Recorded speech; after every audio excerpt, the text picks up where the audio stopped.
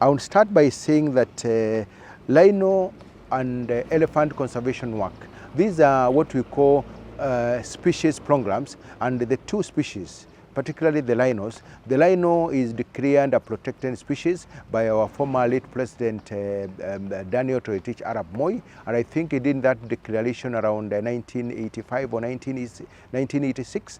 And when that declaration was done, the rhino population seriously declined.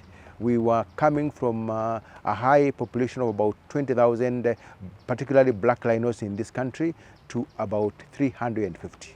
That time again, we had about 50 white rhinos here. So when the rhino was declared a protected species and 𝐬𝐫𝐥𝐝 was born in around 1989, 1990, then we started rebuilding this population. One is that we have created about 19 rhino sanctuaries, and Nairobi National Park happens to be one of them. Nakuru is one of the rhino sanctuaries, and we have Unguria as a rhino sanctuary.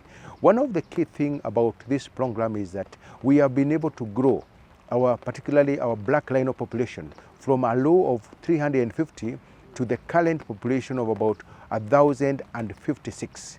And that is within a period of about 34, 35 years. So it tells you, if the government did not take the interest and did not farm up things, we would have lost this species. And Kenya is actually the one that owns more than 90% of the eastern black rhino. The white rhinos have also shot up. They've increased from a mere 50 to now about 1,048. So in this country right now, from about 400 rhinos in the 1980s, we are boosting and celebrating that we have 2,100 plus rhinos in this country. And significantly, we are holding, I think, the third largest rhino population in Africa. So we are a very proud team.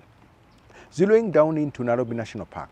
Nairobi National Park is one of the most successful rhino sanctuary and breeding center in not just in this country, but in Africa. Currently, we started off with a population of less than 10. And with the translocations and births, right now we are enjoying about 49 white rhinos, which is quite interesting, and we have another about 126 black rhinos. So the rhino population in this park is about 175. That is a big population. Ecologically, Nairobi National Park can only be able to hold about 90 to 100 rhinos. So we are over and above that population by close to 70 or 80 rhinos, and now we are suffering out of our own success.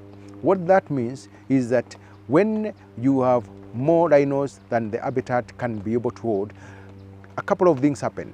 We have a lot of territorial fightings that are happening there. So when territorial fightings happen, you realize that rhinos are getting all the way to the community areas.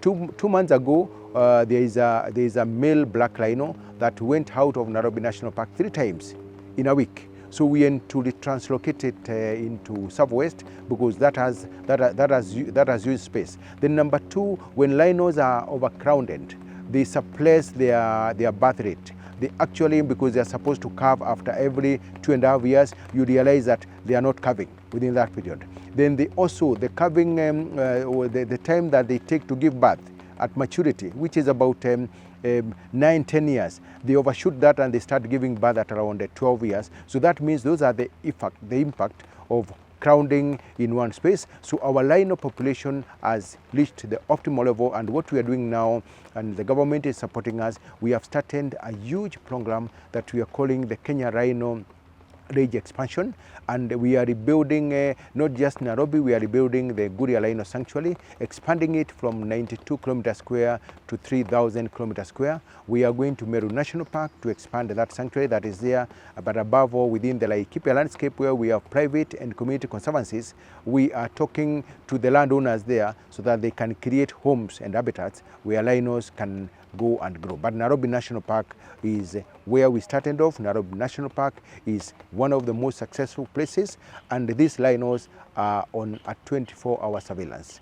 we have our company that moves around, and as the Director General, every morning I must get a report of all the sightings. All the 175 rhinos must be sighted within a period of less than 1 week. And they know them by numbers, they know them by names, the way they attacked. So I have to get those reports in the morning and to make sure that we don't lose any of those rhinos. Thank you.